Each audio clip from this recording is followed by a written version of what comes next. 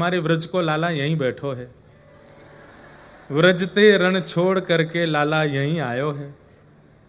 तो हमारे व्रज को माखन चोर यहाँ रण छोड़ है गयो है। तो इसलिए हम ब्रजवासियों का एक अलग प्रकार का प्रेम है। गांव का व्यक्ति दूसरे स्थान पर जाके बड़ा आदमी बन जाए तो गांव के लोग जाके सीना चढ़ा के बोलते हैं हमारे गांव का है, हमारे यहाँ का व्यक्ति है। तो बहुत सावधानी से सुनिएगा। आज श्रीमद् भागवत का महात्मा हम लोग प्रारंभ करेंगे और विशेष रूप से मेरी इच्छा है और अब मैंने ऐसा कुछ कथाओं से प्रारंभ किया है कि जिस प्रांत में कथा होती है उस प्रांत के भक्तों के चरित्र हम ज्यादा कथा में सुनाते हैं। तो क्योंकि गुजरात में कथा है तो गुजरात के श्री नरसिंह मेहता हैं, गुजरात के श्री रामदास बोढ़ाना हैं जिनके लिए श्री डाकोर जी में द्वारिकाधीश पधारे, गुजरात में ही भक्तिमती मीराबाई पधारी और यहीं द्वारिकाधीश में विलीन हुई। और भी कई भक्तों के चरित्र श्री गुजरात से संबंध रखते हैं। तो उन सब भक्तों के चरित्रों के मध्य भक्ति वर्धन करते हुए हम लोग कथा रस का पान करेंगे। सच्चिदानंद रूपाय, भगवान के 3 रूप हैं। अब बिल्कुल शांति से सब लोग केवल हमको देखो और सुनो। सत्य, चैतन्य और आनंद, ये 3 रूप हैं ठाकुर जी के। सबसे पहला स्वरूप ठाकुर जी का सत्य है, जो असत्य नहीं है और जिनको कोई असत्य घोषित भी नहीं कर सकता, उनका नाम सत्य है। ठाकुर जी परम सत्य हैं और सत्य का एक स्वरूप होता है कि उसको कितना भी छुपाओ वो छुपता नहीं है, प्रकट होता है। और अगर किसी ने गलत रूप से सत्य को थोपा, गलत रूप से किसी के बारे में कुछ भी प्रलाप करके उसको सत्य साबित करने का प्रयास किया, तो समय बहुत बलवान है। एक दिन समय आएगा कि सत्य जो है वो उजागर होगा, चाहे जो हो जाए। कई बार कई रूप में कई लोगों के विषय में असत्य को सत्य बता करके सबके बीच में रख दिया जाता है।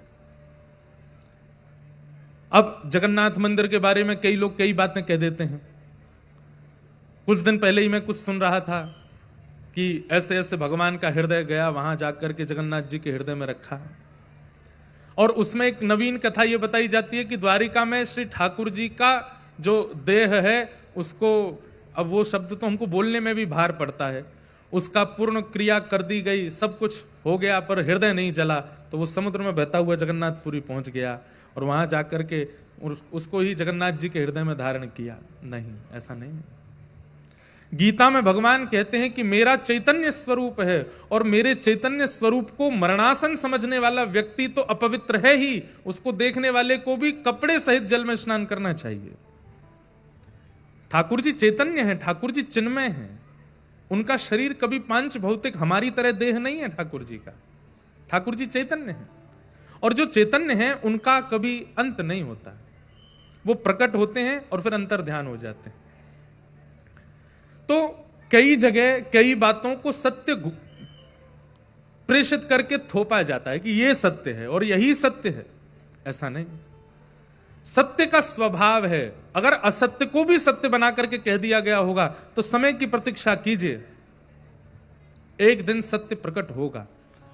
जो कभी किसी के छुपाए छुप नहीं सकता, किसी के रोके रुक नहीं सकता, उसी को सत्य कहते हैं और वो परमात्मा है।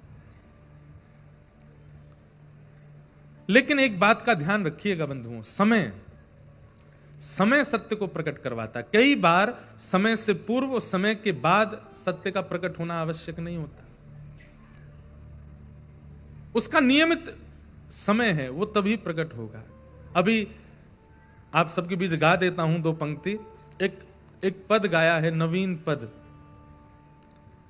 कुछ दिन में आप सबके बीच में आएगा। हमारे भोजपुरी जो सिनेमा है उसके एक अच्छे अभिनेता हैं और अभी इस वक्त दिल्ली में वो राजनीति में भी हैं, हमारे मनोज तिवारी जी। उनकी गृहिणी ने एक सुंदर भाव दास से गवाया। अभी अचानक मुझे याद आया तो मैंने कहा कि मैं 2 पंक्ति गाऊं। समय होत बलवान पर जो समय से भी बलवान है, कृष्ण उनका नाम है। त्रेता में जो राम है, द्वापर में वही श्याम है, कृष्ण उनका नाम है। समय होत बलवान पर जो समय से भी बलवान है, कृष्ण उनका नाम। कितने सुंदर शब्द है। समय बलवान होता है। कई बार समय, एक बात याद रखिएगा, हम हमेशा कहते आए और हमेशा कहते रहेंगे, संसार दुखालय है, दुखालयम शाश्वतम। यहां पर किसी के जीवन में दुख नहीं,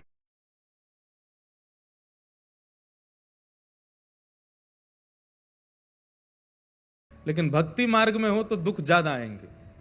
आप कहोगे महाराज जी ऐसा क्यों? बहुत ध्यान से सुनिएगा। मैं एक जीवात्मा हूं, मेरी ओर देखिए, एक एक शब्द ध्यान से सुनिए। मैं एक जीवात्मा हूं और मेरी जीवात्मा के प्रारब्ध के अनुसार ठाकुर जी ने मुझे दुख और सुख दोनों नियोजित कर रखे हैं। इतना इसको सुख देना है, इतना इसको दुख देना है। अब मैं इंद्रेश बन करके आया, मैं रमेश बन के आया, मैं राजेश बन के आया, जो भी बन करके आया, तो ठाकुर जी ने सोचा भाई इसका जीवन कितने दिन का। अच्छा, ठाकुर जी नहीं, ये सब नियति निश्चित करती है। ठाकुर जी ने तो केवल मंत्रिमंडल बैठा रखा है, वो तो प्रधानमंत्री हैं, राष्ट्रपति, वो ज्यादा ध्यान नहीं देते। बाकी नियति रूपी एक मंत्री है, वो पूरे जीवन का हमारे का आंकलन करती है। इसको कब गिराना है, इसको कब ठोकर देनी है, इसको कब आइसक्रीम खिलानी है, इसको कब गहने पहनाने हैं, कब मर्सिडीज में चलवाना है, कब मारुति 800 में रखना है, कब पैदल चलवाना है, कब साइकिल से गिराना है, सब नियति निश्चित करती है। लेकिन मान लीजिए कि एक व्यक्ति का जीवन 80 वर्ष का है, तो नियति ने निश्चित किया कि 80 वर्ष के जीवन में 35 वर्ष का इसको कष्ट देना है। 5 वर्ष जन्म के बाद देंगे, 5 वर्ष विवाह के बाद देंगे, 5 वर्ष जब इसका दूसरा बालक होगा उसके बाद देंगे, 5 वर्ष तब देंगे।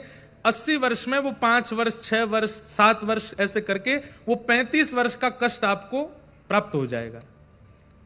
कुछ दिन अच्छे, कुछ दिन बुरे, कुछ दिन अच्छे, कुछ दिन बुरे, ऐसा सब चलता रहता है। सब लोग इधर देखो, इधर देखो, ध्यान से सुनो। लेकिन जब आप भक्ति के मार्ग में आ जाते हैं तो नियति ठाकुर जी के पास जाती है, बोले नाथ अभी आपका गुणगान गाता है, आपके मार्ग पर चल रहा है, क्या करें? तो ठाकुर जी कहते हैं कितना दुख है इसके जीवन में? तो ठाकुर वो कहती है 35 वर्ष का है। बोले उसके बाद फिर इसके 3-4 जन्म और होने हैं, उनमें भी 40 वर्ष, 35 वर्ष, इतना इसका दुख है। ठाकुर जी कहते हैं 4 जन्मों के सारे दुख इकट्ठे करो और एक बार में ही सब खत्म करवाओ, आगे के छोड़ो ही मत। इसका पुनर्जन्म नहीं होना है। ये जिस भाव से कथा सुन रहा है, जिस भाव से भजन कर रहा है, जिस भाव से मेरी सेवा में, आराधना में लगा है, यही इसका अंत करना है, इसके आगे इसको भेजना नहीं है। तो जो प्रारब्ध जन्य इसके दुख हैं जीवन के, उनको एक ही बार में सारे भुगवा दो और सारा हिसाब किताब इसका क्लोज करके, शारीरिक पीड़ा चल रही है, कभी कुछ चल रहा है, कभी कुछ। तो लोग कहते तू इतना भजन करता है फिर भी तेरे दुख खत्म नहीं होते।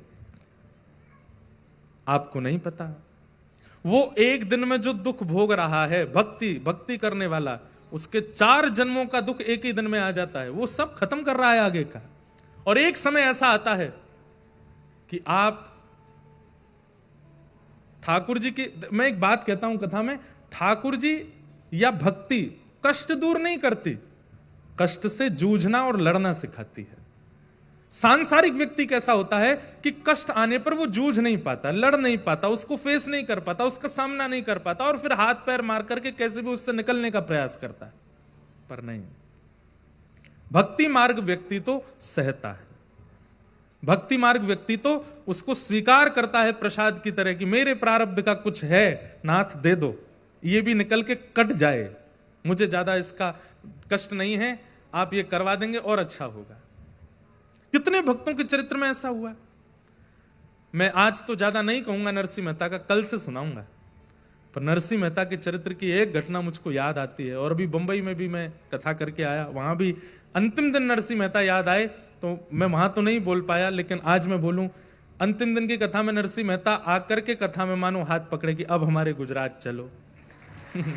इसलिए 7 दिन की कथा में वहां अंतिम दिन ही नरसिंह मेहता का स्मरण हुआ।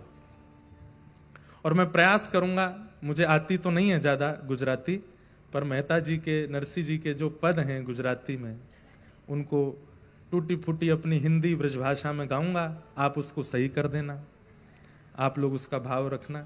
नरसी जी के भक्ति, नरसी जी के भाव बहुत अद्भुत हैं। नरसिंह मेहता जी को नागर वंशीय ब्राह्मण थे, उनके समाज के लोगों ने ही निकाल दिया, अपने वंश से, अपनी जाति से उनको निष्कासित कर दिया। तो नरसिंह मेहता जी दुखी नहीं हुए, पर एक बार पूछने गए कि मेरा अपराध क्या है। तो नरसिंह मेहता जी बोले, आप सब बड़े लोगों ने, आप सब हमारे वंश के अग्रजों ने निर्णय लिया है तो निश्चित ही सोच समझ के और मेरी भलाई और आप सबकी भलाई के लिए किया होगा, जो मुझे निकाल दिया। पर मैं बस ये जानने आया हूं, नहीं भी बताएंगे तो कोई दिक्कत नहीं, पर बता दीजिए मेरा अपराध क्या है। तो उन सब बड़े लोगों ने कहा, मेहता जी आप कीर्तन में नाचते हो, वो हमको पसंद नहीं है। क्या गलती करते हैं? कीर्तन करते करते आप नाचने लगते हो, दोनों भुजा उठा करके और ऐसे डोल डोल करके, और ये करताल बजा के नृत्य करते हो, इसलिए हमको ये अच्छा नहीं लगता। तो जो लोग बोल रहे थे नरसिंह मेहता जी उनकी ओर देख करके मन में सोचने लगे, यहां नगर के बाहर में दूषित नृत्य तुम देखने चले जाते हो, उनको देखने से तुमको पीड़ा नहीं, लेकिन कोई हरि गुण गा करके नृत्य करे तो तुम उसको अपने कुल से निकाल दोगे। उस समय के देखो, कोई नरसिंह मेहता जी का चित्र बना के लाया है, कोई लाली देखो क्या इधर बैठी है, वाह बहुत सुंदर है। बोले दूसरा कारण क्या है? बोले तुम परब्रह्म परमात्मा के मूल रूप का वर्णन ना करके उनके रस केली का वर्णन करते हो, कि वो रास कैसे करते हैं, व्रज में गोपियों के संग विहार कैसे करते हैं, लीला कैसे करते हैं, इन सब का वर्णन करते हो, वो हमको पसंद नहीं, इसलिए हम तुमको नागर वंश से निकाल रहे हैं। नरसिंह मेहता जी बोले, जैसी आपकी इच्छा। प्रणाम करके जाने लगे। पत्नी ने कहा, बहुत बुरा हुआ, घर परिवार ने निकाल दिया, भाइयों ने त्याग कर दिया, उन्होंने त्याग कर दिया, मित्र छोड़ के चले गए, यहां तक तो हम सहते रहे, पर अब वंश ने भी निकाल दिया, अब जाति ने भी निकाल दिया, अब क्या, अब जी के करें क्या? हम दोनों कुछ खा के कुछ कर लें क्या? नरसिंह मेहता बोले, अरे बावड़ी है क्या, ऐसे थोड़ी, अरे बल्कि इसको दूसरे रूप में विचार कर। बोले क्या? बोले परिवार में होते तो उनका भी ध्यान रखना पड़ता, ठाकुर जी ने उनको हटा दिया। बोले तुम अपना ही ध्यान रखो, दोनों भजन करो। मित्र परिकर परिवार और सखा साथी ये सब साथ में रहते तो उनका ध्यान रखना पड़ता, उनको भी दूर कर दिया। किसी के मृत्यु में जाना पड़ता, किसी के जन्मदिन में जाना पड़ता, किसी के घर के उत्सवों में जाना पड़ता। ठाकुर जी ने कहा, ले ये समय भी तेरा निकाल दिया, भजन कर। उसके बाद में सारे भार ठाकुर जी ने दूर किए, एक भार केवल जाति का रह गया था सिर पे, आज ठाकुर जी ने वो भी निकाल दिया। अब कम से कम नृत्य करके कीर्तन भी करूंगा तो कोई प्रश्न उठाने वाला नहीं है मेरे आगे। एक भार मेरे ऊपर था, वो भी ठाकुर जी ने निकाल दिया। सारे भार मेरे ऊपर से हटा करके अब केवल एक भार, और एक, इसको भार नहीं कहूंगा, एक सौभाग्य मेरे सिर पर है, क्या? कि मैं हरि का हूं और हरि मेरे हैं, मेरी दूसरी कोई पहचान नहीं है। अब कल तक मेरी अनेक पहचानें थी, मैं उसका भाई हूं, मैं उसका बेटा हूं, मैं उसका पति हूं, मैं उसका मित्र हूं, मैं उसका सखा हूं, मैं उसका बंधु हूं, और ये सारी पहचानें भी मेरी जाती जा रही थी। तो एक पहचान तो मेरी रह गई थी कि मैं नागर वंशीय ब्राह्मण कुल उत्पन्न नरसिंह मेहता हूं, आज वो पहचान भी चली गई। अब केवल मेरी एक पहचान है कि मैं हरि का दास नरसिंह हूं, मैं हरि का हूं और हरि मेरे। बंधुओं, भक्त क्या करता है? वो परिस्थिति को ठाकुर जी का प्रसाद मान करके स्वीकार करता। और एक बात बोलूं, परिस्थिति ठाकुर जी की द्वारा दी गई परीक्षा है, उसको परखने के लिए कि वो क्या करने वाला है। और उस परिस्थिति को जब हंस के खेल करके शांति से वो स्वीकार कर लेता है और उसमें भी प्रसन्न चित्त रहता है, तो ठाकुर जी अपनी दोनों भुजा पसारते हैं, वाह अब मैं तो सो प्रसन्न है गयो, तू मेरे पास आ जा, तू मुझको स्वीकार कर ले। विपरीत परिस्थिति कलयुग में, लिख लीजिएगा इस बात को, और कल से अगर जिनको बहुत आनंद आता है कथा में कुछ सूत्र लेने में, वो कुछ लिखने की व्यवस्था रखो अपने साथ। कलयुग में विपरीत परिस्थितियों को सहना ही तपस्या है, और उससे भगवत प्राप्ति निश्चित हो जाएगी। उस विपरीत परिस्थिति को बस सह लीजिए। क्यों? क्योंकि भगवान सत्य हैं, वो सब जानते हैं। तुम जानत सब अंतर्यामी, तुम जानते सब अंतर्यामी। करनी कछु ना करी, करनी कछु ना करी, मोरी राखो लाज हरी, मोरी राखो लाज। तुम जानत सब अंतर्यामी, इसलिए वो सत्य हैं। भरोसा कीजिए, विश्वास कीजिए उन पर। आपकी परिस्थिति से ज्यादा, आपकी परिस्थिति ठाकुर जी से ज्यादा बलवान नहीं है। आपकी देह की पीड़ा, आपकी बौद्धिक पीड़ा, आपकी सामाजिक पीड़ा, ये ठाकुर जी से ज्यादा बलवान नहीं है। पर हां, बलवान ये कब हो जाती हैं? जब ठाकुर जी के प्रति अविश्वास होता है, जब ठाकुर जी पे भरोसा नहीं होता, तब आपकी पीड़ा बलवान हो जाती है। इसलिए ठाकुर जी से जाके मत कहो कि हम पीड़ा में हैं, पीड़ा से कहो ठाकुर जी हमारे संग खड़े हैं, हे पीड़ा सोच समझ के हमारे पास आना। ठाकुर जी संग खड़े हैं हमारे। शंख चक्र गदा पद्म धारण करके क्यों खड़े हैं हमारे द्वारिकाधीश? क्या इस चक्र को देख करके भी आपको निर्भयता नहीं होती? मुझे डरने की क्या आवश्यकता? मेरे सिर पर सुदर्शन चक्रधारी खड़े हैं। मुझे क्या आवश्यकता भयभीत होने की? मेरे साथ में गिरवरधारी खड़े, गिरिराज जी धारण करके खड़े। ये ठाकुर जी ने ऐसे ऐसे रूप धारण इसलिए किए हैं ताकि आप निर्भीक होकर के उन पर विश्वास करो। ठाकुर जी से मत कहो कि हम पीड़ा में हैं, पीड़ा से कहो कि हम ठाकुर जी के साथ हैं। ठाकुर जी हमारे जौहरे खड़े, हमारे ब्रजभाषा में पास को कहते हैं जौहरे। क्या बोलते हैं? हमारे जौहरे। अब जौहरे तो नहीं, उसको दोहरे खड़े हैं, हमारे जौहरे खड़े हैं ठाकुर जी। अभी हम महाराष्ट्र में थे, वहां पंडरीनाथ भगवान ऐसे खड़े, कमर पे हाथ धर के। तो श्री ज्ञानेश्वर जी महाराज ने ठाकुर जी के ऐसे खड़े होने के अनेक उदाहरण बताए। ठाकुर जी ऐसे क्यों खड़े?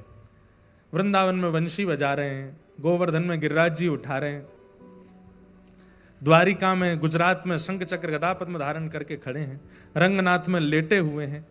पर ये अद्भुत ही छवि है, ठाकुर जी की कमर पे हाथ धर के खड़े हैं। आपके गुजरात के महान प्रवक्ता, श्रीमद् भागवत के अद्भुत वक्ता श्री डोंगरे जी महाराज, वे तो अपनी हर कथा में कहते थे कि हमारे द्वारिका के नाथ लीला पूरी करके वैकुंठ नहीं गए हैं। बोले कहां गए? बोले पंढरपुर गए हैं, पंढरपुर में विराजे।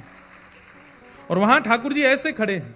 ऐसा कह दिया जाए तो इसमें कोई अतिशयोक्ति नहीं कि सतयुग त्रेता द्वापर युगों में प्रकट हुए भगवानों में जो अंतिम स्वरूप है ठाकुर जी का, वो यही है। कलयुग में और स्वरूप भी प्रकट हुए ठाकुर जी के, पर सतयुग त्रेता द्वापर के विश्राम में जितने स्वरूप प्रकट हुए उनमें अंतिम स्वरूप यही है। ठाकुर जी कमर पर हाथ धर के खड़े। आद्य गुरु शंकराचार्य भगवान ने भी उनको देख करके पांडुरंग भगवान के ऊपर लिख दिया, परब्रह्म लिंगम भजे पांडुरंगम। बोले परब्रह्म साक्षात यदि मैंने कहीं देखा तो पंढरपुर में देखा। ये आद्य गुरु शंकराचार्य कह रहे हैं। तो ज्ञानेश्वर माउली कहते हैं, क्योंकि अभी महाराष्ट्र से आया ना, तो थोड़ी तो वहां की सुगंधी निकलेगी ना भीतर से। और भाई देखो, ये प्रांतों की बात नहीं है, ठाकुर जी सब जगह के हमारे हैं, हम ठाकुर जी के।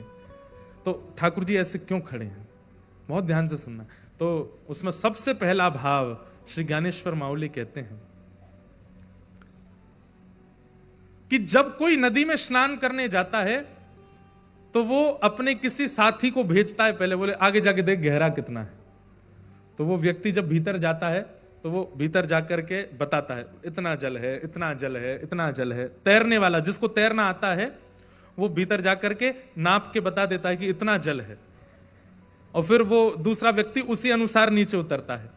कहते हैं कि भैया हम सब लोगों को तैरना नहीं आता इस संसार रूपी भवसागर में। ये संसार भवसागर है और हम इसमें तैरना नहीं जानते, इसलिए हम ठाकुर जी से कहते हैं ठाकुर जी कितना गहरा है। तो श्री विट्ठल भगवान कहते हैं मुझे भजने वालों के लिए इतना ही गहरा है, इससे ज्यादा नहीं है।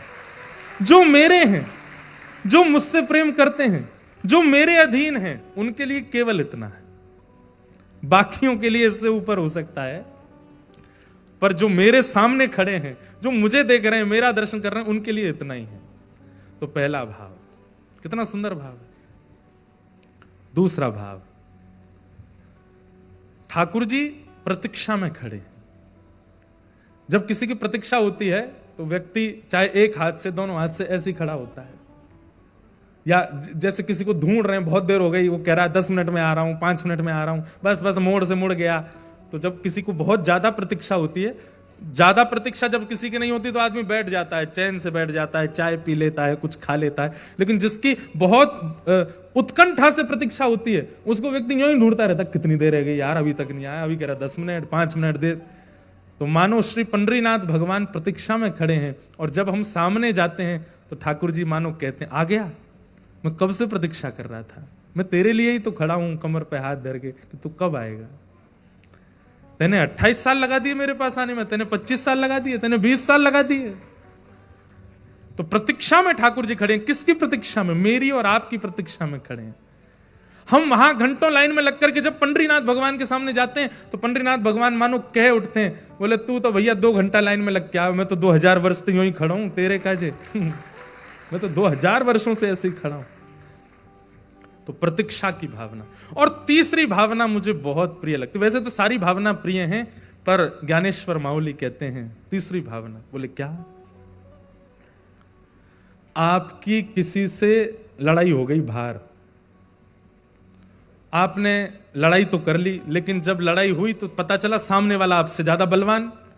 वो जब आप पर आक्रमण करने आया तो आप अब ढूंढ रहे हो मैं कहां जाऊं, कैसे बचूं।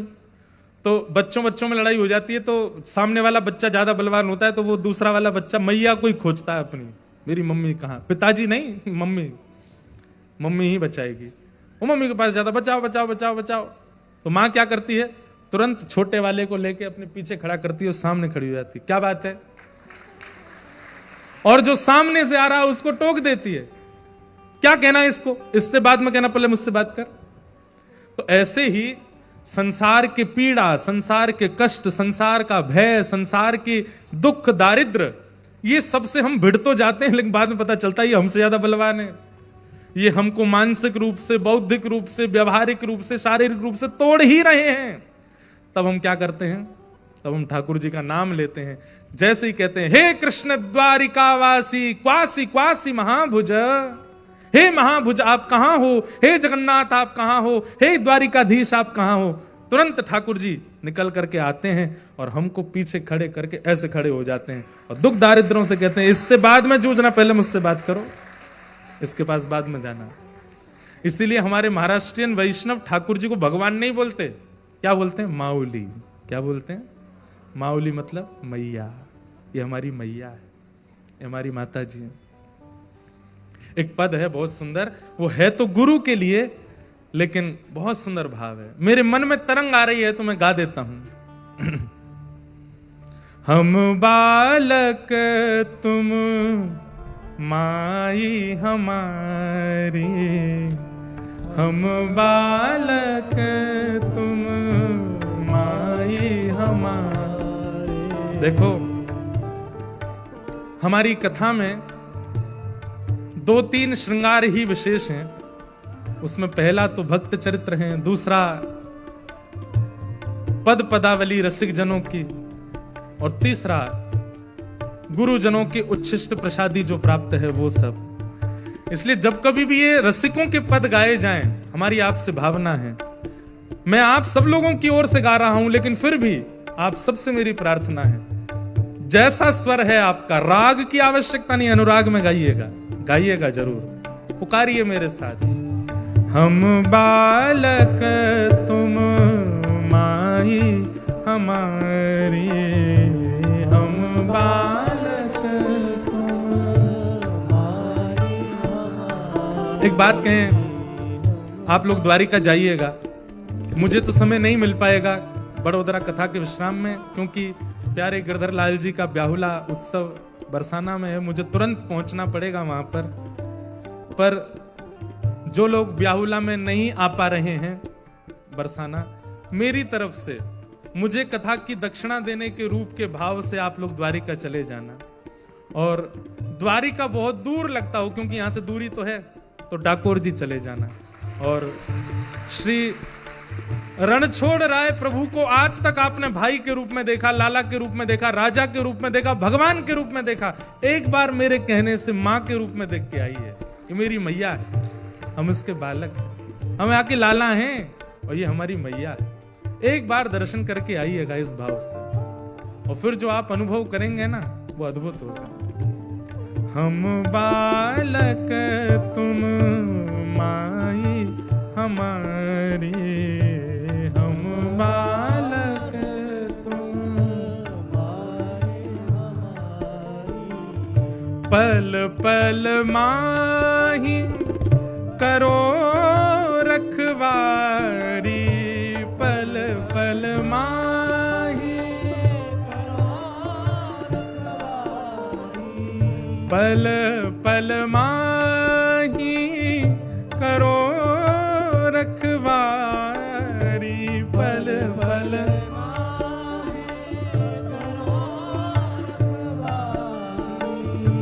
हम बालक तुम माई हमारी, हम बालक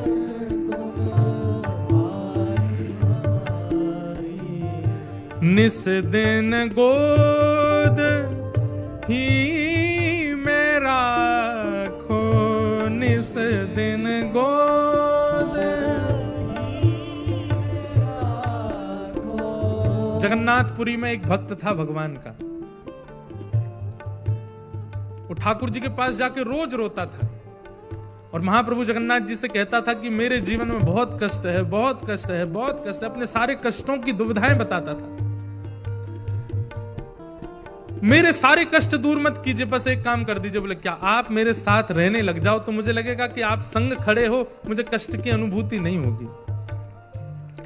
ठाकुर जी ने कृपा कर दी और ठाकुर जी ने उसको कहा कि तू समुद्र के तट पर जाना और चल के देखना, अगर बालुका में तेरे पैरों के चिन्ह और उसके बगल में मेरे पैरों के चिन्ह दिखाई दें तो उससे तू विश्वास कर लेना कि मैं साथ ही हूं। मैं प्रत्यक्ष नहीं दिखाई दूंगा, मेरे चरण चिन्ह दिखेंगे। ठीक है। अब उसके जीवन में जब भी कष्ट आता वो दौड़ करके समुद्र के तट पर जाता और थोड़ी देर चल के पीछे मुड़ के देखता तो 2 चरण चिन्ह उसके बगल में, 2 चरण चिन्ह ठाकुर जी के। उसी से ही खुश हो जाता कि ठाकुर जी साथ हैं। एक बार उसकी माता जी का देहावसन हो गया उसी बालक के, और जब मां की मृत्यु हुई तो वो सह नहीं पाया, इतना दुखी हुआ, इतना दुखी हुआ कि बोला मेरे जीवन में इससे बड़ा कष्ट कोई नहीं आया। दौड़ करके समुद्र के तट पर गया, चल करके जैसे ही उसने पीछे देखा 2 ही चरण चिन्ह थे, 2 नहीं थे। महाप्रभु जगन्नाथ जी को कहने लगा, आज आपने भी मेरा साथ छोड़ दिया, मेरी मां तो छोड़ के चली गई, आप भी चले गए। रात्रि में स्वप्न में महाप्रभु जगन्नाथ आए और आकर के बोले क्या हुआ? बोले कि आज 2 ही चरण चिन्ह दिख रहे थे, इसका मतलब आपने भी मुझे छोड़ दिया, मेरी मां छोड़ के चली गई, आप भी चले गए। ठाकुर जी बोले नहीं, जब तू चलता था तेरे चरण चिन्ह और मेरे चरण चिन्ह दिखते थे, मतलब कष्ट इतना भारी नहीं है, तू स्वयं चल सकता है। लेकिन आज तेरा कष्ट इतना भारी था कि जो चरण चिन्ह दिखे वो मेरे थे, तेरे नहीं थे। मैं तुझे गोद में लेके चल रहा था। जब भारी कष्ट में भक्त आता है तो बोले मैं उसे गोद में उठा लेता हूं, बस वो मुझ पर विश्वास करे, मुझ पर भरोसा रखे, अपने अविश्वास को आगे ना आने दें। बंधुओं, एक बात मैं कह दूं तो इसमें कोई अतिशयोक्ति नहीं है, ठाकुर जी से ज्यादा बलवान में इस संसार में कोई नहीं है, केवल सिवाय एक के, अविश्वास। अविश्वास कई बार ठाकुर जी से ज्यादा बलवान हो जाता है। और हमारी गिरावट के लिए या कहते हैं हमारी जीवन के उत्थान को रोकने के लिए अविश्वास जीवन में आता है। सब पे अविश्वास कीजिएगा, पर 2 लोगों को छोड़ के, गुरु और गोविंद, इन पे कभी अविश्वास नहीं। हे निस दिन साल पर आपके पास में बहुत रास्ते थे अपने नव वर्ष को बनाने के, गा करके, नाच करके, उल्टा सीधा खा पी करके, कुछ भी करके आप कर सकते थे। लेकिन यहां बैठा जो भी व्यक्ति अपने नव वर्ष पर या तो किसी धाम गया या किसी तीर्थ गया या घर में बैठ करके भगवत भजन किया, समझना कि ठाकुर जी ने आपकी रक्षा की है। यही रक्षा है। आप लोग इसको रक्षा मत माना करो किसको? पहाड़ पर चल रहे थे, अचानक से हमारी गाड़ी स्लिप हुई, खाई में गिरते गिरते बच्चे, ठाकुर जी ने बाल बाल बचाए ना? ठाकुर जी ने नहीं बचाया, आपके जीवन के समय शेष थे इसलिए बच गए। अरे भैया वो 2 ट्रक सामने से आ गए, हमारी गाड़ी बाल बाल ठाकुर जी ने बचाई। ठाकुर जी ने नहीं बचाई, आपका जीवन बचा है अभी इसलिए बच गए। ठाकुर जी कब बचाते हैं? कि जब सामने विषय खड़ा हो जाए, आप फिर भी विषय का त्याग करके भजन चुन लो तो समझो ठाकुर जी ने बचाया, ठाकुर जी ने रक्षा की। बगल के सिनेमा हॉल में बहुत अच्छी पिक्चर लगी, लेकिन आप छोड़ करके कथा सुनने आए हो, सोचो ठाकुर जी ने बचाया। सब मित्र परिवार परिकर खाने पीने में व्यस्त हैं, लेकिन सबको छोड़ आप भजन करते हो, एकादशी करते हो, समझो ठाकुर जी ने बचाया। समझो ये रक्षा है ठाकुर जी के द्वारा कि विषय सामने है बिगाड़ने के लिए, लेकिन फिर भी आप ठाकुर जी को चुनते हैं। विषय और जाने मत दीजो, विषय और दूर दूर जाऊं गहली जो, दूर दूर जाऊं, तुम बालक हम बालक, तुम माई हमारी, हम बालक तुम माई। मैं अनजान कछु नहीं जानू, मैं अनजान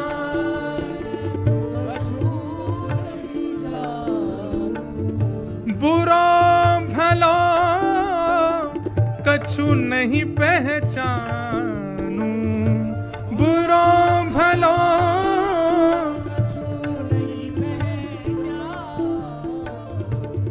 हम बालक तुम माई हमारे, हम बालक तुम माई। सहजो बाई का पद है, चरण दास कहे सहजो दासी, चरण दास कहे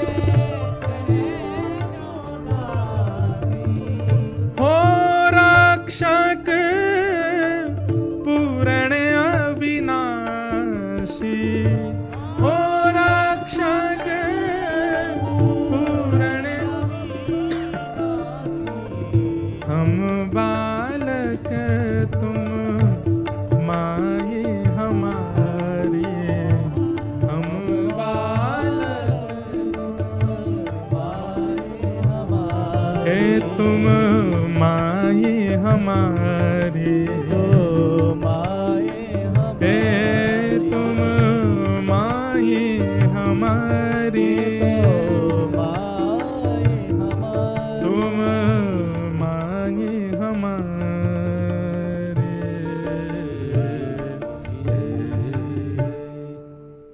हम बालक तुम माई हमारी।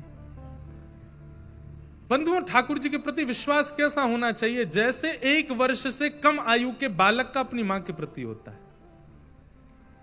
कई बार आपने घरों में देखा हो कि छोटे बालक को कभी वो ऊधम मचाता है ना, उसकी मां अगर मार भी देती है वो तो भी मां के ही गले लगता है। जैसे कई बार छोटेपन में 1-1.5 साल के बालक को ऊधम मचा रहा है, कुछ फेंके नहीं खावे, मुंह का बाहर निकाल दे, तो मां उसको धीरे से धर देती है, रोता है, रोते रोते फिर भी कोई और शांत कराने आया उसके पास नहीं, मां के पास ही लगता है, गले उन्हें मां कहती दूर बैठ मत आ मेरे पास, तो भी उसी पे ही चढ़ता है। ऐसा विश्वास ठाकुर जी के प्रति हो, चाहे जो हो जाए हमारे साथ। बंधुओं, कहां तक कहें, हाथ पैर कटने तक की स्थिति आ जाए तो भी अविश्वास ना हो ठाकुर जी पे। कथा सुनाऊंगा एक दिन आएगी तो मूरत ध्वज राजा की। भगवान ने आधा शरीर काट के मंगवा लिया, काटने को तैयार हो गए, लेकिन ठाकुर जी पे विश्वास नहीं। कथा भक्ति नाम जप तिलक स्वरूप गुरु कृपा और कुछ सिखावे ना सिखावे, विश्वास सीखिए ठाकुर जी के प्रति। भरोसो दृढ़ इन चरणन केरो, श्री वल्लभ नक चंद्र छटा बिन सब जग माही अंधेरो, सूर कहां कहे दुविध आंधरो, बिना मूल को चेरो। अरे मैं बिना नेत्र वाला पूरी दुनिया के वो दर्शन कर लेता हूं जो दुनिया नहीं कर पाती। किसकी कृपा से? केवल अपने गुरु के प्रति भरोसा, विश्वास। तो भगवान कौन है? सत्य है, और सत्य विश्वास से प्रकट होता है। दूसरा भगवान का स्वरूप है चैतन्य। ठाकुर जी चैतन्य है, जड़ नहीं है। चाहे वो चित्रपट की सेवा में हैं, चाहे वो अष्ट धातु के हैं, चाहे वो चांदी के हैं, सोने के हैं, पीतल के हैं, ठाकुर जी के प्रति चैतन्य बुद्धि रखो। आपके यहां तो बहुत बढ़िया मौसम है, पंखा चल रहे हैं। हमारे यहां आज की डेट में कोई पंखा चला दे तो उसको शत्रु मान लिया जाता है। जैसे घर में सुबह सुबह साफ सफाई माताएं बहनें करती हैं, और उस समय अगर पंखा चला देती हैं गलती से तो पूरा घर देखता है, भाई प्राण लेने हैं तो ऐसे ही बोल दो। इतनी सर्दी हमारे यहां तो, और यहां तो पंखा चल रहे हैं। पर जैसे हमारे यहां की सर्दी है, अब आप अपनी सेवा के ठाकुर जी को ऊनी वस्त्र पहनाते हो, सॉल लगाते हो, हिना का इत्र चढ़ाते हो, सब कुछ करते हो, लेकिन आप जहां कहीं भी ठाकुर जी का स्वरूप देखते हो, आपके मन में आता है इनको ढक दूं, कहीं जाड़ा नहीं लग रहा हो, कहीं सर्दी नहीं लग रही हो, इनको कुछ पवा दूं, भूखे नहीं बैठे हों। ये बुद्धि प्रकट हो जाना, ये चैतन्य बुद्धि है, और इससे ठाकुर जी का अनुभव, साक्षात्कार बहुत जल्दी हो जाएगा। ठाकुर जी के प्रति चैतन्य बुद्धि। पर हम लोग कैसे? अपना तो आलीशान घर है, ठाकुर जी कोने में बैठे हैं, एक छोटी सी बेचारी खिड़की है, वहां के भीतर बैठे हैं चुपचाप। एक दिया जल रहा है, उसी में बेचारे अपनी बंशी खोजते रहते हैं, कहां है। चना चनौरी बेचारी किस्तों में मिली हुई हैं, छोटी सी कटोरी। जो लोग जिनके घर में बादाम का, ड्राई फ्रूट्स का भोग लगता है बस ठाकुर जी को, वो भी ऐसा नहीं कि बड़े कटोरा भर के धर दो, इतनी सी कटोरी, उसी में ही ठाकुर जी बेचारे तृप्त हो जाओ। ठाकुर जी बंधुओं कई बार ये सोचते हैं कि तू मेरी सेवा करके एक बार खुद सोच, अगर मैं तेरे साथ ऐसा करूं तो क्या होगा। तू मेरी सेवा करके एक बार विचार कर कि यही उल्टा तेरे साथ हो गया तो तू क्या करेगा। ठाकुर जी चैतन्य है, और चैतन्य बुद्धि उन लोगों को रखनी चाहिए जो ठाकुर जी की सेवा करते हैं। देखो बंधुओं, यहां 3 प्रकार के भक्तों के लिए 3 मार्ग बताए गए। सत्य मार्ग उन लोगों का है जो कर्म पर ज्यादा विश्वास करते हैं। जैसे कई व्यापारी लोग मिलते हैं हमको, वो कहते हैं महाराज जी हम ज्यादा पूजा नहीं कर पाते, सेवा नहीं कर पाते, पर हम सत्यनिष्ठ रहते हैं, समय की पाबंदी में रहते हैं, छल कपट नहीं करते, अपना कर्म करते हैं, परिवार का भरण पोषण करते हैं, पत्नी व्रत, पतिव्रत, पुत्र व्रत, पुत्री व्रत, परिवार व्रत इनका निर्वहन करते हैं, पर हम ज्यादा देर ठाकुर जी की सेवा नहीं कर पाते। तो उनके लिए भजन क्या है? ठाकुर जी सत्य स्वरूप हैं, वो सब जानते हैं, उनके प्रति पूर्ण भरोसा रख करके चित्त में अपनी क्रिया करो, आपके लिए वही भजन है। चैतन्य उन लोगों के लिए जो घर में सेवा करते हैं, ठाकुर जी की सेवा, चित्रपट की सेवा, युगल सरकार की सेवा, श्रीनाथ जी की सेवा, गोपाल जी की सेवा, उन लोगों के लिए चैतन्य बुद्धि। ठाकुर जी चैतन्य हैं, इनको भी हमारी तरह त्वचा है, इनको भी जाड़ा लगता है, गर्मी लगती है, भूख लगती है, प्यास लगती है, ये सारी बुद्धि उनके प्रति रखना, ये सब भाव उनके प्रति रखना, चैतन्य बुद्धि। ये किनके लिए? सेवकों के लिए चैतन्य बुद्धि है। और तीसरा, जो नाम पर भरोसा रखते हैं, जो कीर्तन में विश्वास रखते हैं, जो सत्संग सुनते हैं, सेवा इतनी नहीं कर पाते पर नाम करते हैं। कौन है पता है? सप्तनिधियों में मदन मोहन जी को प्रकट करने वाले श्री सनातन गोस्वामी। विहरत निस दिन कुंज गलिन में व्रजजन मन सुख धाम, मदन मोहन को रूप निरख सनातन बलि बलि जाए। सनातन गोस्वामी की कथा आप सबने सुनी ही होगी। मथुरा में एक ब्रजवासी मैया के यहां मधुकरी लेने के लिए जाते थे, उन्हीं के यहां पर मदन मोहन लाल जी की सेवा होती थी। तो मदन मोहन जी का मन आ गया, जैसे ही द्वार खोल के मैया मधुकरी देने गई तो मदन मोहन जी का मन आ गया किन पे? सनातन गोस्वामी पे। और रात्रि में एक दिन स्वप्न में मैया से बोले, मैया मैं तो को एक बात बतावे आया हूं। मैया तो बड़ी खुश हो गई, इतने साल से सेवा कर रही हूं, अब जाके स्वप्न में ठाकुर जी का दर्शन हुआ। कहो जय जय, मेरी सेवा ते राजी हो, मोते प्रसन्न हो? ठाकुर जी बोले हाँ मैया मैं बहुत प्रसन्न हूं, एक बात बतावे आया हूं। बोले कहा? बोले कछु दिना में आप प्रस्थान करवे वारी हो। मैया बोली ये बताने स्वप्न में आए हो आप? इतने साल की सेवा में आप कभी प्रकट नहीं हुए और अब जाके प्रकट हुए तो मेरी मृत्यु की तिथि बताने आए हो? लेकिन बोली जय जय, बस ये बता दो मोते राजी हो ना? ठाकुर जी बोले मैं बहुत राजी हूं मैया, पर मैं तो ये कहवे आया हूं, सेवा पूर्ण भई अब तेरी, जागा भाग्य किसी का। अब तेरी सेवा पूरी है गई, पर मैया मैं तो यहीं रहूंगा, मोकू कौन के हवाले करके जाएगी? मैया बोली आपने कोई चुन लियो है? बोले हाँ चुन लियो। बोले कौन? बोले सुबह सुबह बाबा आवे मधुकरी मांगवे। ब्रजभाषा समझ रहे हैं ना आप लोग? ठाकुर जी बोले बाबा आवे मधुकरी मांगवे। बोले हाँ वही बाबा मुंह को बढ़िया लग गो, वही दे दे मुझे, वही के पास जाऊंगा। अगले दिन जब सनातन गोस्वामी आए तो मैया ने मधुकरी देते ही कहा बाबा मेरे ठाकुर जी स्वप्न में आके कह के गए आपसों सेवा करानी है। बाबा ने ठाकुर जी को देखा, भीतर मंदिर में विराज रहे थे घर में। बोले मैया आपके ठाकुर जी को देख करके मुझे इतना सुख मिलता है, सोने का मुकुट पहनते हैं, क्या जड़ी के वस्त्र पहनते हैं, 56 भोग लगाते हैं, छोटी सी कुटिया में रहता हूं, एक टिक्कर बना करके मधुकरी की पाता हूं, 22 घंटा भजन करता हूं 24 घंटे में से, और बचे हुए 2 घंटे में शयन करना, स्नान करना, शौच करना, सब कुछ 2 घंटे में। ये राज घराने के ठाकुर जी मेरी कुटिया में कैसे रहेंगे? एक बार मेरी व्यवस्था बता दो इनको, मैं ज्यादा चट्टपने नहीं करा पाऊंगा इनको, मैं ज्यादा आभूषण नहीं पहना पाऊंगा इनको, मैं ज्यादा व्यवस्था इनकी एक कपड़े में लेके जाऊंगा और हो सकता है अंतिम श्वास तक एक ही कपड़ा में रखूं, और एक टिक्कर बना के, टिक्कर समझते हैं? रोटला, आपकी गुजराती में रोटला बनता है।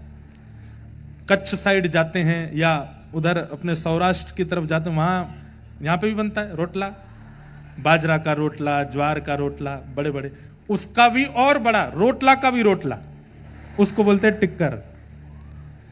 मतलब एक टिक्कर कम से कम इतना बड़ा बनाते हैं साधु महात्मा संत जन, और उस एक टिक्कर के 2-3 भाग करके 3-4 महात्मा खा लेते हैं, पूरे दिन भूख नहीं लगती। फिर मोटा अनाज और मोटा रोटला। तो बोले मैं तो एक टिक्कर बना के पाऊं, कैसे जीवेंगे मेरे संग?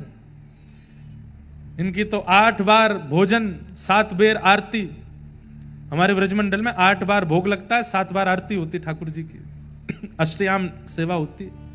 कैसे करेंगे ये? एक बार मेरी व्यवस्था बता दो इनको। मैया बोली आज बात करती हूं। ठाकुर जी से जाके कही, बोले कि जय जय जाग के पास जावे की इच्छा रख रहे हो? उनने अपनी ऐसी व्यवस्था बताई है। रात्रि में मैया सो गई, ठाकुर जी फिर से सपने में आए, बोले मैं राजी हूं, मुझे जरूरत ना है, पर मोकू वही के पास जानो है। सोचिए आप कितनी व्यवस्था करते हैं, उससे ठाकुर जी नहीं रीझते, पर आप जो भी व्यवस्था करते हैं कितने उत्साह से करते हैं, उससे ठाकुर जी रीझते हैं। सनातन गोस्वामी जी को ठाकुर जी की सेवा में रुचि है, पर सेवा से ज्यादा नाम में रुचि है। 22 घंटे भजन करते हैं वो, 22। हमारे वृंदावन में आज भी ऐसे कई महात्मा हैं, 22 घंटे भजन करते हैं, केवल नाम जपते रहते हैं। हमारे गोवर्धन में एक महापुरुष थे, महाराज जी थे, आप में से जो यहां बड़े सब बैठे हैं हमारे बड़ोदरा के, हो सकता है उन्होंने उनका नाम भी सुना हो, दर्शन भी किया हो। परम पूजनीय प्रातः स्मरणीय श्री ठाकुरदास बाबा। मैंने अंतिम समय में उनका दर्शन किया, जब वो निकुंज में प्रवेश कर रहे थे, उससे पहले किया, तब उठ भी नहीं पाते थे। उस समय मैं दर्शन करने गया, मैं भी छोटा था, पिताजी के साथ गया, तो बाबा की संपूर्ण शरीर तो किसी और के करने से ही कार्य करता था, पर ये उंगली उनकी ऐसी चलती रहती थी बिना माला के। मतलब ये समझ लीजिए कि पूरे शरीर को पैरालाइज हो गया, लेकिन उंगली पर नाम बंद नहीं हुआ। उस स्थिति को क्या कहते हैं? एक होता है कि आपने नाम को पकड़ा है और एक होता है नाम ने आपको पकड़ा है। तो महाराज जी जो थे, उन्होंने नाम ने उनको पकड़ लिया। वे ठाकुर जी का नाम नहीं लेते थे, ठाकुर जी उनका नाम लेते थे। उस स्थिति में उनका रात में सो रहे हो, चल रहे हो, फिर रहे हो, कहीं भी कैसी भी स्थिति में शिथिल अवस्था थी उनकी, लेकिन नाम चलता रहता था। तो हमारे ब्रज में नाम प्रेमी बड़े महापुरुष हैं। सनातन गोस्वामी उन्हीं में से थे। 22 घंटा भजन करते थे, सेवा से कोई ज्यादा संपर्क नहीं था, पर ठाकुर जी ने चुन लिया। अगले दिन जब सनातन गोस्वामी आए तो मैया ने अपने ठाकुर जी दे दिए। बोले लो बाबा, लेके जाओ ठाकुर जी को। गोदी में लेकर के नृत्य करने लगे, आंसू तो आने लगे। बोले जय जय, मैंने आपको नहीं, आपने मुझको स्वीकार किया है, चलो महलन से कुटिया में लेके चलूं।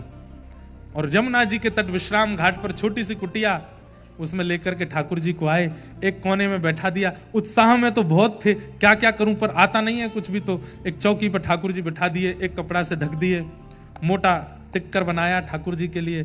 टिक्कर बना के बोले जय जय, जय ही पाऊं मैं तो। और हमारे लिए कुछ सब्जी नहीं है, साग नहीं है, नमक नहीं है और कुछ मिर्च नहीं है, ये व्रज रज ही टिक्करों में लग जाती है, यही सब पूर्ण कर देती है। प्रेम से पाओ, स्वागत है आपका मेरी कुटिया में। 4-5 दिन सेवा को हो गए और टिक्कर का भोग लगाने के बाद 22 घंटा के भजन में चले जाते सनातन गोस्वामी। ठाकुर जी बैठे हैं टिक्कर के आगे। आप लोग प्रेरणा मत ले लेना महाराज जी, हम तो फिर भी चना चनोरी का लगा रहे हैं। तो भाई 22 घंटा भजन भी तो कर रहे हैं सनातन जी। भजन करने के बाद जब उठते, फिर से स्नान ध्यान करके फिर दूसरा टिक्कर बनाते, ठाकुर जी को पवाते। 4-5 दिन बाद ठाकुर जी उनके ध्यान में आए। सनातन जी बोले जय जय, राजी हो, कैसा लग रहा हूं मेरी कुटिया में? तो ठाकुर जी ऐसे करके बोले, कहा भयो? अरे वो रूखी रोटी खाऊं ना, गले में इर्ज गई है, अटक गई है गले में, भीतर ना जा रही है। सनातन जी बोले गले में इर्ज गई है? बोले हाँ, क्या करूं? आप आटा लेने तो जाते ही हो मधुकरी में, नेक्स्ट तो घी लिया करो वहां में, टिक्कर में घी लगाए के पवाए दे करो, भीतर सटक इस में आसानी होगी। जय जय, इतना तो करूंगा, घी ले आऊंगा। उन्हीं माता जी के पास जाते थे मधुकरी लेने और सूखी सामग्री लेते थे, पकी हुई नहीं, आटा दाल चावल स्वयं बना के पाते थे। आटा मांगा, माता जी आज थोड़ी सी एक मधुकरी और बढ़ाओ। बोले क्या? थोड़ा सा घी दे दो। मैया बोली आ गयो, अब आ गयो तुम्हारी कुटिया में, अभी तो घी आ रहा हो, अभी देखियो। नहीं नहीं नहीं, घी से ऊपर नहीं जाएंगे आप, चिंता मत करो। घी लेके गए, टिक्कर बना करके वहां में घी लगायो, ठाकुर जी के आगे पधरायो। जय जय, अब तो राजी हो, खूब चकाचक, खूब सटका सटका के पाओ। घी की कटोरी रख दी, बोले टिक्कर घी से लगा के खाओ आप तो। 6-7 दिन तक ठाकुर जी राजी राजी पाते रहे, फिर ध्यान में आए। सनातन जी बोले जय जय, अब तो सुखी हो? हाँ बढ़िया। नहीं नहीं बताओ आप। बोले जीव खारी है गई है। बोले क्यों? अरे नेक्स्ट सो नमक डाल दे करो वहां में आटे में, थोड़ा तो स्वाद बने। तुम कोरे आटे में यमुना जल मिलाए के पवाए दो, घी लगाए दो, नेक आटो, बस एक चुटकी आटो डाल, वहां में नमक डाल दे करो। एक चुटकी नमक कौन सी बड़ी बात है, ठीक है, ये भी ले आएंगे। अगले दिन गए मैया से, बोले मैया मधुकरी में आटा भी मिलता है, घी भी, थोड़ा नमक और दो। हाँ नमक, अभी तो रुको, रसायनों का प्रवेश होगा। नमक लेकर के गए। 7-8 दिन 10 दिन ठाकुर जी ने फिर कोई सेवा नहीं मांगी। 10 दिन बाद फिर आ गए, जय जय, अब कहा हो? बोले आप जाते हो, आटा लाते हो, घी लाते हो, नमक लाते हो, एक आलू और ले आया करो और उस आलू को भून दिया करो, भून करके छिलका उतार के मीड़ करके और उसमें नमक डाल दो, तो एक आलू की चटनी हो जाएगी, साथ में खाने में थोड़ा सुख मिलेगा। सनातन गोस्वामी जी ने ठाकुर जी उठाए, लेके मैया के पास गए, बोले धरो या को भीतर। वो तो 56 भोग मंगा रहे मेरी कुटिया में। जैसे ही मैया को देने लगे, मूर्तिमंत ठाकुर जी चैतन्य हो गए, प्रकट होके सनातन जी के हृदय लग गए। बोले रहूंगा तो आपके संग ही, कहीं नहीं जाऊंगा, रहूंगा आपके पास। तो कईयों की रुचि सेवा में होती है, कईयों की रुचि कथा में, सत्संग में होती है, कईयों की रुचि नाम में होती है। तो जिनकी रुचि नाम में है, जिनकी रुचि कथा में है, उनको ठाकुर जी आनंद स्वरूप प्रदान करते हैं, सच्चिदानंद रूपाय। कर्मनिष्ठ लोगों के लिए ठाकुर जी सत्य रूप में विराजमान है, सेवा भावी लोगों के लिए ठाकुर जी चैतन्य रूप में विराजमान है, और कथा श्रवण करने वाले वैष्णव और नाम जाप करने वाले वैष्णवों के लिए ठाकुर जी आनंद के रूप में विराजमान है। वो हर परिस्थिति को आनंद से स्वीकार करें, वही उनके लिए ठाकुर जी हैं। इस समय जो आपके मुखमंडल पर प्रसन्नता है, आप लोग विचार कीजिए, कोई आदमी 15 मिनट भी ऐसे रहे तो यहां दर्द होता है। आप लोग 3:30 बजे से ऐसे ही बैठे हो, सबके मुख खिले हुए हैं, कईयों के मुख भी खिले हैं, नेत्रों से अश्रु भी निकल रहा है। ये सुख नहीं है, ये प्रसन्नता नहीं है, यही आनंद है, और ये आनंद ही श्री कृष्ण है। इस प्रसन्नता में आप ये कह सकते हो कि कृष्ण मुझे छू रहे हैं। इतनी बढ़िया स्माइल तो आपकी फोटो उसके सामने भी नहीं आ सकती। जो प्रसन्नता अभी आपकी कथा में है, ये प्रसन्नता अलौकिक है, अद्भुत है, और यही श्री कृष्ण है। सच्चिदानंद रूपाय विश्वोत्पत्त्यादि हेतवे, विश्व की उत्पत्ति आदि करना जिनका हेतु है। भगवान के कर्म क्या है, गुण क्या है? कर्म है विश्व की उत्पत्ति करना, पालन करना, संहार कर देना, और गुण क्या है? तापत्रय विनाशाय। उनको भजने वाले, उनको जपने वालों के वो 3 प्रकार के तापों का नाश करते हैं, आदि दैविक, आदि भौतिक, आध्यात्मिक। श्री कृष्णाय वयम नमः। ऐसे श्री कृष्ण को हम बारंबार प्रणाम करते हैं। बोलो वृषभानु दुलारे की। यम प्रव्रजन्तमनुपेतुमपेत कृत्यम, द्वैपायनो विरह कातर्या जुहाव। पुत्रेति तन्मयतया तर्वोऽभिनेदु, स्तं सर्वभूत हृदयं मुनिमानतोऽस्मि। श्री सुखदेव जी महाराज की। महात्म के द्वितीय श्लोक में श्री शुकाचार्य जी को वर्णन किया। सब लोग इधर देखिए, कोई रहने दीजिए, बहुत सुंदर भाव है। बंधुओं देखिए, एक बात हम आपसे कहें, जहां भक्त समुदाय खूब संख्या में बैठा होता है ना, हमको तरंगें आती हैं आप लोगों से, और वो तरंगें कुछ नए नए भाव प्रकट कराने की आज्ञा करती रहती हैं। एक बहुत सुंदर भाव है, ध्यान से सुनना। श्री शुकाचार्य जी कौन है, सुखदेव जी कौन है?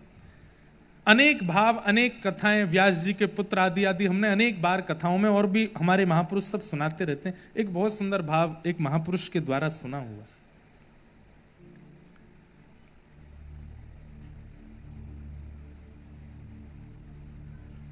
हमारे व्रज में पद पदावलियों में एक पद ठाकुर जी गाते हैं। श्री राधा रानी तुम्हें लागत हूं मैं कैसो, श्री श्यामा प्यारी तुम्हें लागत हूं मैं। भाई पूरी दुनिया बड़ाई करे किसी व्यक्ति की, लेकिन 3 प यदि बड़ाई कर दें तो वो आदमी मानता है कि हाँ ये सच्ची बड़ाई है। पूरी दुनिया कहे तुम बहुत अच्छे हो, तुम बहुत अच्छे हो, तुम बहुत अच्छे हो, ठीक है, लेकिन 3 प संबंध वाले, उनमें सबसे पहले पिताजी बड़ाई कर दें अपने पुत्र की, वाह लाला बहुत बढ़िया, तेने बहुत अच्छा काम किया, मैं तो बहुत प्रसन्न हूं। दूसरा पड़ोसी, जो घर के सामने ही रहता है, पूरी दुनिया आपको देखने को तरसती है, पर वो रोज आपको देख देख के झिक गया है, पर वो भी आपकी बड़ाई कर दे, वाह भैया तुमसे तो हम बड़े राजी। और तीसरी पत्नी अगर प्रशंसा कर दे तो समझ जाओ कि आप सच में कुछ अच्छा करके आए हो। पिताजी बहुत जल्दी बड़ाई नहीं करते, मां कर देती हैं, बहनें कर देंगी, पिताजी बहुत जल्दी बड़ाई नहीं करते अपने पुत्र की। ऐसी पड़ोसी भी बहुत जल्दी बड़ाई नहीं करते। बाकी पूरी दुनिया से जंग जीत जाओ, पत्नी भी जल्दी बड़ाई नहीं करते।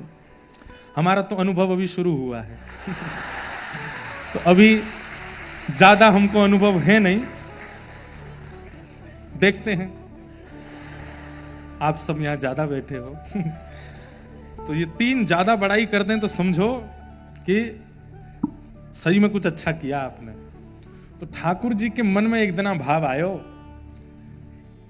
श्री जी मेरे सामने आमे तो मेरी बड़ी बड़ाई करें, आहा कैसे सुंदर अलकावली, कैसे सुंदर नेत्र हैं, कैसे सुंदर पत्रावली, कैसी सुंदर नासिका, आज श्याम सुंदर की पीतांबरी कितनी मधुर है, आज नूपुर कितने बढ़िया पहने। किशोरी जी जब ठाकुर जी से मिलते हैं तो किशोरी जी बहुत देर तक तो ठाकुर जी को मौन होकर के केवल एक एक श्रृंगार को देखती रहती हैं, कितना सुंदर श्रृंगार। इसलिए ठाकुर जी रज रज के श्रृंगार करते हैं। हर दिन किसी को सजना अच्छा नहीं लगता, और हमारे ठाकुर जी रोज सजते हैं, डेली। इनको रोज नए वस्त्र चाहिए, रोज नए इत्र चाहिए, रोज नया मुकुट चाहिए, रोज नया चंदन घिस घिस के लगाओ, नई नई पत्रावली, रोज नए पीछे बंगला बनाओ, रोज पीछे की पिछवाई बदलो। क्यों? तो ना पता श्री जी आमेंगी देखवे, तो जब श्री जी आमेंगी तो उनको देखवे में आनंद आवे। उनको अपने लिए नहीं सजते ठाकुर जी, श्री जी के लिए सजते रोज, एवरीडे। हमारे भारत के मंदिरों में पोशाक दोबारा आती नहीं ठाकुर जी को, एक बार पहन लिया बस हो गया काम, अब तो नई आएगी, इतना सजते हैं। तो श्री जी भी खूब प्रशंसा करती हैं, आज बहुत मधुर लग रहे हैं, बहुत अच्छे लग रहे हैं।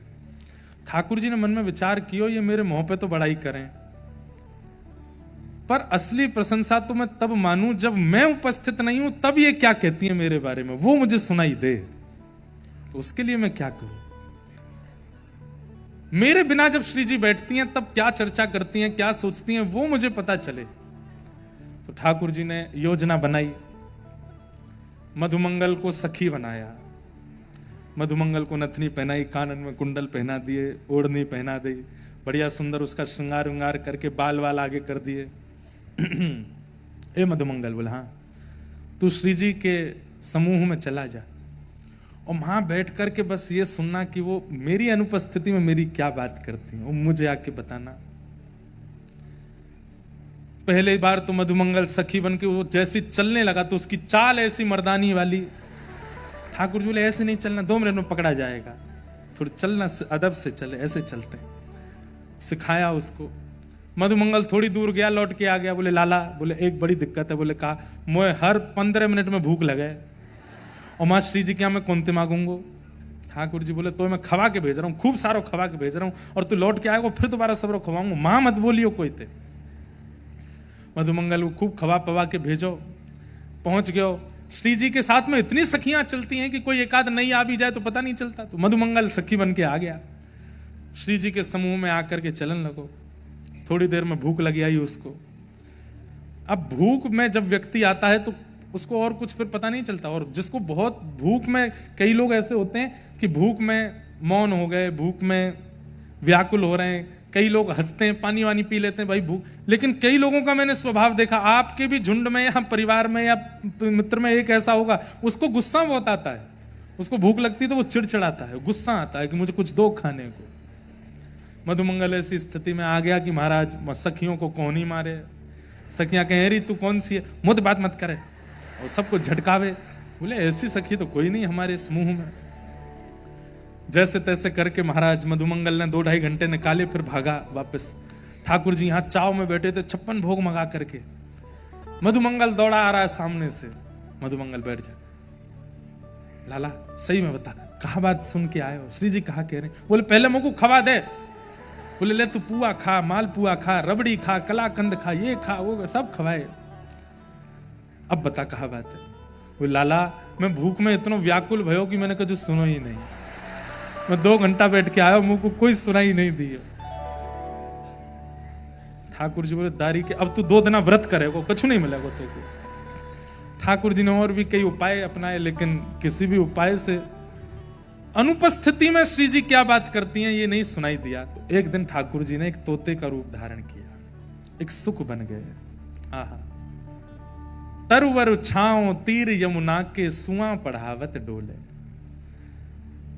सुख बन गए ठाकुर जी, और सुख बन करके जिस मार्ग से श्री जी जा रही हैं उस मार्ग में एक वृक्ष पर ठाकुर जी जाकर के बैठ गए। और जैसे ही किशोरी जी आई तुरंत वो तो कृष्ण कृष्ण कृष्ण कृष्ण कृष्ण कृष्ण कृष्ण कृष्ण कृष्ण, और जैसे तोता बोलता है कृष्ण कृष्ण कृष्ण, वैसे बोलने लगे। श्री जी को नाम इतना प्रिय है ठाकुर जी का इतना प्रिय है कि कोई एक बार बोल दे तो श्री जी उसको पास बैठा लेते हैं कि मेरे कान में तेरा स्वर जा तो रहे, बोल तो रहे। जैसे ही कृष्ण कृष्ण शब्द सुना, श्री जी ढूंढने लगी, तोता को ऊपर देखा तो खूब सारे फल लेकर के आई, फल का प्रलोभन देकर के तोता को नीचे बुलाया, अपनी गोद में लेकर के सहलाने लगी। बोली और सुनाओ ना। तो वो तोता मधुसूदन, माधव, मोहन, मुरारी, ठाकुर जी के जितने नाम है सब बोलने लगे।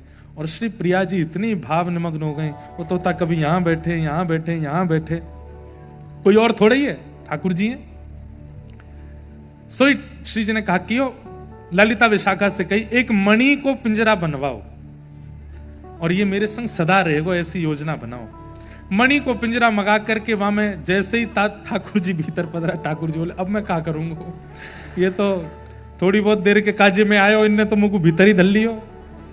और श्री जी कहें तेरी एक ही सेवा है। बोले कहा 24 घंटे हर क्षण ठाकुर जी को नाम बोलते रहे, मुंह कुछ सुनाई देने चाहिए, बस और कुछ नहीं। ठाकुर जी तो अनेक रूपाए विष्णवे प्रभ विष्णवे अनेक रूप धारण कर लेते हैं। तो जब निकुंज लीला हुई तो स्वयं ठाकुर जी तोता रूप में तो बैठे ही हैं, प्रत्यक्ष रूप में ठाकुर जी बन करके आए और ठाकुर जी ने आकर के श्री जी के साथ रास विहार किया। अचानक ठाकुर जी चिंता में बैठे तो श्री जी बोली, हे श्याम सुंदर आप इतने चिंतित क्यों? बोले कलिकाल प्रारंभ हो गया है और इस कलिकाल के प्रारंभ में मेरी भक्ति का प्रचार करने के लिए इस संसार में किसी को भेजना है, मैं सोच रहा हूं किसको भेजूं। श्री जी बोली आप क्या गुण देखते हैं उसमें जो आपका जाकर के प्रचार करे? तो ठाकुर जी बोले जो 24 घंटा मेरो आपको स्मरण करता हो वो ही नीचे जाके प्रचार कर सकता है। तब किशोरी जी तुरंत उस मणि पिंजरे को लेके आई, बोले ये तोता बढ़िया है, बहुत सुंदर, देखो 24 घंटा आपको नाम गाते रहे। तब ठाकुर जी और किशोरी जी ने ठाकुर जी के ही स्वरूप उस सुख स्वरूप तोते को आज्ञा की कि अब आप धराधाम पर जाओ और धराधाम पर जाकर के सब में घर घर में जन जन में भक्ति का प्रचार करो। और वही सुख तोता किशोरी जी का जो ठाकुर जी ही हैं, वही पृथ्वी पर श्री वेदव्यास जी के तनु के रूप में, पुत्र के रूप में, श्री सुखदेव जी महाराज के रूप में प्रकट हुए। बोलो सुखदेव जी महाराज की। तत्रा भवत भगवान व्यास पुत्रो। अब यहां दो बातें हैं कि भगवान शब्द किसके लिए प्रयोग किया गया। एक बात तो कही जाती है कि व्यास भगवान, और दूसरी बात कही जाती है कि व्यास जी के जो पुत्र हैं वो भी भगवान ही हैं। बंधुओं आज 5000 वर्ष हो गए कलयुग को प्रारंभ हुए, श्रीमद् भागवत जी की कथा पूरे विश्व में चल रही है। किसकी कृपा से? सुखदेव जी की कृपा से। ये कोई मानव या कोई जीव नहीं कर सकता कि उसका एक प्रयोजन हजारों वर्षों तक चलता रहे, ये तो ठाकुर जी ने ही किया है। इसीलिए घर घर में जन जन में भागवत का प्रचार चल ही रहा है। तो सुखदेव जी कौन है? स्वयं ठाकुर जी ही सुख स्वरूप बन करके आए हैं, अपनी लीला और भक्तों की लीला हम सब तक पहुंचाने के लिए। ऐसे श्री सुखदेव जी को हम बारंबार प्रणाम करते हैं। महात्मा में 88,000 सोनकादि ऋषि सूत जी महाराज से प्रश्न करते हैं और प्रश्न करते हुए कहते हैं, श्रेयसाम यद भवेत् श्रेय पावनानां च पावनम कृष्ण प्राप्तिकरं शाश्वत साधनम तद्वदाधुना। श्रेष्ठ से श्रेष्ठ इस कलिकाल में भगवत प्राप्ति का क्या साधन है, कृपा करके मुझे बताओ। मुझे ठाकुर जी कैसे मिलेंगे, हमें ठाकुर जी कैसे मिलेंगे, कृपा करके हमें बताओ। बहुत सावधानी से सब लोग सुनिएगा। तब सूत जी महाराज उत्तर देते हुए कहते हैं, क्या? कालव्याल मुखग्रास त्रास निर्णास हेतवे श्रीमद्भागवतम शास्त्रम कलौकीरेण भाषितम। काल रूपी व्याल यानी कि सर्प, काल रूपी सर्प के मुख में मैं आप हम सब लोग ग्रास के रूप में हैं। वो जब अपना मुख बंद कर ले तब हमारी मृत्यु कभी भी हो सकती है। और उस मृत्यु के भय से बचने के लिए पूरा विश्व कर्म कर रहा है। उस मृत्यु के भय को दूर करने वाली और मृत्यु को उत्सव बनाने वाली एक ही स्थिति है संसार में। क्या? श्रीमद् भागवती वार्ता, श्रीमद् भागवत की कथा। उसका आश्रय जो ले लेगा उसकी मृत्यु उत्सव बन जाएगी और कहीं ना कहीं वो अपने जीवन काल में भगवत साक्षात्कार कर लेगा। इसलिए भागवत का आश्रय लो, भागवत ही कृपा करके आपको ठाकुर जी का अनुभव और दर्शन करा सकती है। सबने पूछा, 88,000 सोनकादि ऋषि कहने लगे, श्रीमद् भागवत में ऐसा क्या है कि उससे भगवत दर्शन हो जाता है, और पूर्व में किसी को हुआ है जो हम इतना विश्वास कर लें? तब बताया गया, बोले एक बार की बात है, नारद जी महाराज भ्रमण करते हुए बद्रीनाथ गए। मैं थोड़ा महात्मा का प्रसंग कह रहा हूं, ध्यान से सुने। अच्छा, एक मैं निवेदन कर दूं, जिन लोगों को 7 बजे से पूर्व जाने का भाव रहता है वो कृपा करके वैसी जगह बैठें कि वहां से सहज ही उठ के वो जा सकें, और जिन्हें संपूर्ण कथा सुनने का संकल्प है वो प्रत्यक्ष बैठें सन्मुख, ताकि उनके उठने पर श्रोताओं को और वक्ता को दोनों को, कोई उठ के गए नहीं है, सब बैठे हैं। 2-4 लोग गए, तो इसलिए मैं ये बात पहले ही कह दूं कि मध्य के बीच के लोग उठे ना, क्योंकि आगे पीछे के लोग जो हैं वो सब बड़े भाव से सुनते हैं, हम भी प्रवाह में सुनाते हैं तो प्रवाह खंडित होता है ऐसे।